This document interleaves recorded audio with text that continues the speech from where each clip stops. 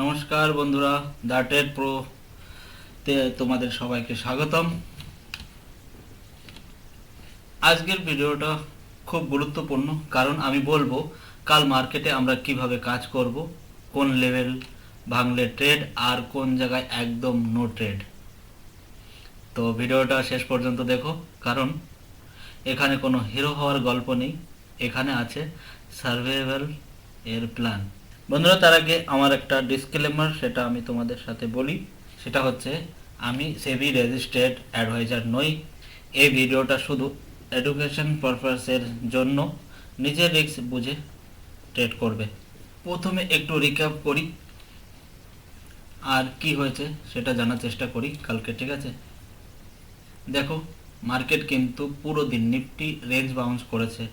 কীরকম? প্রথমে রেজিস্ট্যান্সের থেকে নিচে এসেছে, সাপোর্টের কাছে, সাপোর্ট থেকে আবার উপরে, আবার নিচে, আবার উপরে। এতে মার্কেট কিন্তু রিজেকশনও হয়েছে, আবার সাপোর্ট থেকে কিন্তু বাইংও হয়েছে।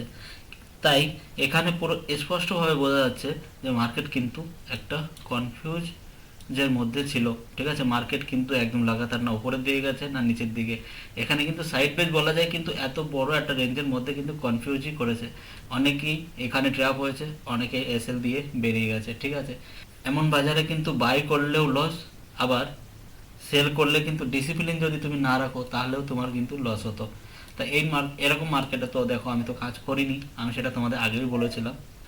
চলো আমরা তাহলে নিফটি লেভেলটা দেখে নিই। তার আগে আমি এগুলো একটু পরিষ্কার করে নিই, ঠিক আছে? তোমাদেরকে জানাই এখানে কিন্তু পরিষ্কার করার কিছু নেই, ঠিক আছে? নিফটিতে চলো আমরা নিফটি দেখি, নিফটি কি করেছে, ঠিক আছে? নিফটির লেভেল আমরা এখানে বোঝার চেষ্টা করব। সেটা হচ্ছে 25,700, ঠিক আছে? 25,700 থেকে 25,720, ঠিক আছে? আমরা কিন্তু এই লেভেলটাকে উপরে তুলে দেবো। এটা এটা আমাদের এখন দরকার পড়বে না, যখন দরকার পড়বে তখন আমরা এটা টেনে নেব। কিন্তু আমাদের ফার্স্ট যে রেজিস্ট্যান্সটা থাকবে, সরি, ঠিক আছে, এটা আমাদের এখন দরকার না। আমাদের এখন যেটা দরকার সেটা হচ্ছে 25,720, ঠিক আছে? এটা আমাদের মেজর রেজিস্ট্যান্স, ঠিক আছে? চলো এটাকে আমরা এখান থেকে নিয়ে যাই কোথায়, 25,720, ঠিক আছে? 700 থেকে 720 এই পর্যন্ত রাখবো, ঠিক আছে? এটা কিন্তু আমাদের মেজর রেজিস্ট্যান্স। এই রেজিস্ট্যান্সে কিন্তু অনেকবার বাউন্স হয়েছে, তোমরা লক্ষ্য করবে। কিন্তু এখানে কিন্তু 25,700 রেজিস্ট্যান্স রয়েছে, আর সেকেন্ড রেজিস্ট্যান্স কিন্তু আমাদের রয়েছে 25,800। সেটা হচ্ছে এই যে, আমি কিন্তু লেভেলটা একদম পুরো তোমাদেরকে বলে দিচ্ছি। এখানে কিন্তু একটা জিনিস বন্ধুরা তোমরা লক্ষ্য করবে, আমি কিন্তু এরকমভাবে বলছি না যে এই লেভেলটাতেই ভাঙবে বা এই লেভেলটাই কিন্তু উপরের দিকে যাবে, ঠিক আছে? বা রিজেকশন এখান থেকে হতে পারে, এরকম কোনো কিছু না। শুধু এখানে কিন্তু একটা জিনিস বোঝার এটাই আছে যে 800 কাছে যদি যাই, এটা কিন্তু স্ট্রং রিজেকশন এর জায়গা, ঠিক আছে? সেটা হচ্ছে 25,800 লেভেল। তাহলে তোমরা যদি কেউ ট্রেড করো, কিন্তু রিস্কটা নিজেরা বুঝে তারপরে ট্রেড করবে। আর এখানে আমাদের সাপোর্ট কোথায় হবে তোমাদের আমি একটু ছোট করে দেখাই। আমাদের ফার্স্ট সাপোর্ট থাকবে, যেটা আমি তোমাদেরকে আগেই বলেছিলাম, এটাই হচ্ছে আমাদের ফার্স্ট সাপোর্ট, ঠিক আছে? 25,550, এটা হচ্ছে আমাদের ফার্স্ট সাপোর্ট। আর সেকেন্ড সাপোর্ট কিন্তু আবার ওটাই হবে, ঠিক আছে? 25,480, এটা আমাদের সেকেন্ড সাপোর্ট। কিন্তু বন্ধুরা, এখানে কিন্তু একটা জিনিস তোমরা লক্ষ্য করবে, মার্কেট কিন্তু এখানে আসলে, এখানে কিন্তু সাপ্লাই জোন না, এটা কিন্তু বাইং জোন। এই জিনিসটা তোমরা কিন্তু লক্ষ্য রাখবে। আর এখানে একটা জিনিস কিন্তু বারবার হচ্ছে, এখান থেকে বাউন্স হচ্ছে, কিন্তু বাউন্স হলে যে তোমরা বাই করবে, কিন্তু এটা কিন্তু ভুল। এখানে যদি তোমরা আসার পরে যদি এখানে বাই করো, অনেক সময় কী হয় বলো তো, মার্কেট কিন্তু ধীরে ধীরে উপরের দিকে যাবে, তারপরে আবার সেটেনলি নিচে নিয়ে আসতে পারে।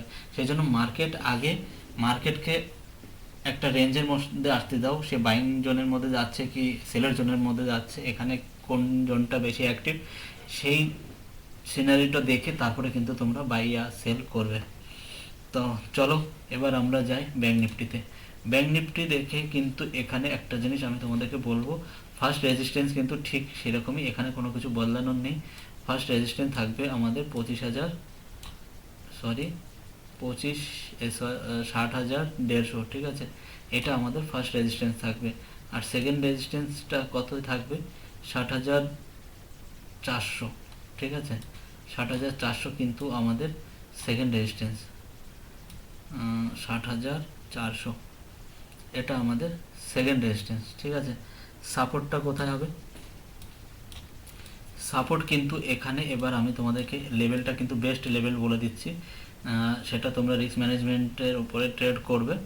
এখানে কিন্তু সাপোর্ট হচ্ছে 59,800, ঠিক আছে। ফার্স্ট সাপোর্ট কিন্তু 59,060, এই যে এই লেভেলটা, ঠিক আছে। আমি তোমাদেরকে দেখাচ্ছি, এটা কিন্তু আমাদের ফার্স্ট সাপোর্ট থাকবে। আর সেকেন্ড হবে আমাদের কি হচ্ছে 59,500, ঠিক আছে। কেন বলছি 59,500?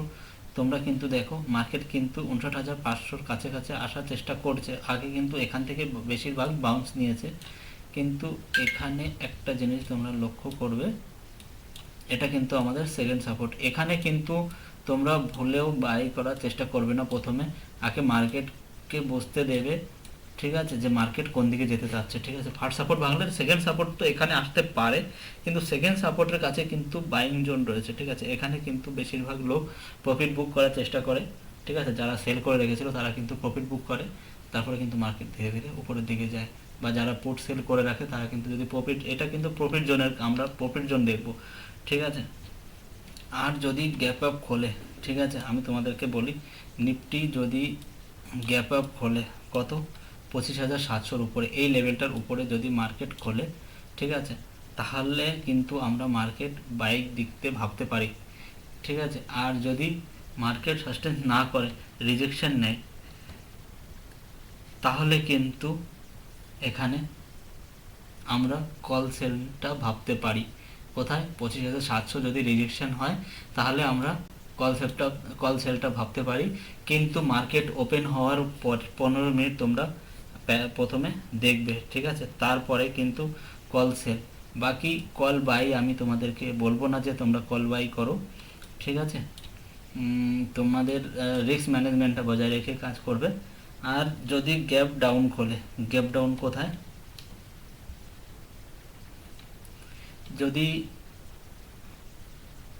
যদি গ্যাপ ডাউন খোলে 25,550-এর কাছে, তাহলে কিন্তু আমরা টার্গেট 25,480-র কাছে নিতে পারি।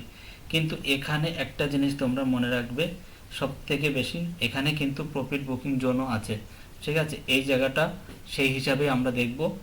আর এখানে কিন্তু আমরা আবার সেল করার চেষ্টা করব না বা বাই করার চেষ্টা করব না, মার্কেটকে আগে সাস্টেন্স হতে দেব, যে মার্কেট কোথায় সাস্টেন্স হচ্ছে। আমাদের বেস্ট স্ট্র্যাটেজি এটাই থাকবে, wait plus sell on rise, ঠিক আছে বন্ধুরা, এটা তোমরা মাথায় রাখবে। আর যদি ফ্ল্যাট ওপেন হয়, ঠিক আছে, তোমাদের সাথে একটা কথা বলার আছে, যদি ফ্ল্যাট ওপেন হয়, মার্কেট যদি 25,550 থেকে 25,750-এর মধ্যে যদি মার্কেট থাকে, তাহলে কিন্তু এর মাঝে কোনো ট্রেড না, অনলি নো ট্রেড, ঠিক আছে। রেজিস্ট্যান্সের কাছে যদি মার্কেট থাকে, ঠিক আছে, রেজিস্ট্যান্সের উপরে গিয়ে যদি আবার ব্যাক করে রিজেকশন নেয়, তাহলে আমরা এখানে কল সেল ভাবতে পারি উইথ এসএল দিয়ে, ঠিক আছে। বিনা এসএলে যেন কেউ কল সেল করো না, বা আমিও করব না, সেটা মানি ম্যানেজমেন্টটা বজায় রেখে কাজ করব। আর একটা কথা তোমাদের সাথে আমি এটা শেয়ার করব, সেটা হচ্ছে যে আমি যে ট্রেডটা করি সেটা হচ্ছে সকাল 10টা থেকে 12টার মধ্যে, আর 1 থেকে 2টা ট্রেডে করি, ঠিক আছে। প্রথমে আমি দেখি মার্কেট কোন দিকে কাজ করবে, আর আমার মাইন্ডসেট কিন্তু এসএল দেওয়ার মতোই থাকে।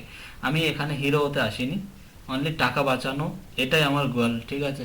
আমি টাকা বাঁচাতেই চাই, কারণ এখন যদি সার্ভাইভাল না করি, তাহলে কিন্তু পরবর্তীতে টাকা না থাকলে ট্রেড করব কোথা থেকে? সেজন্য মার্কেটকে বুঝতে হবে, তারপরে ট্রেড করতে হবে।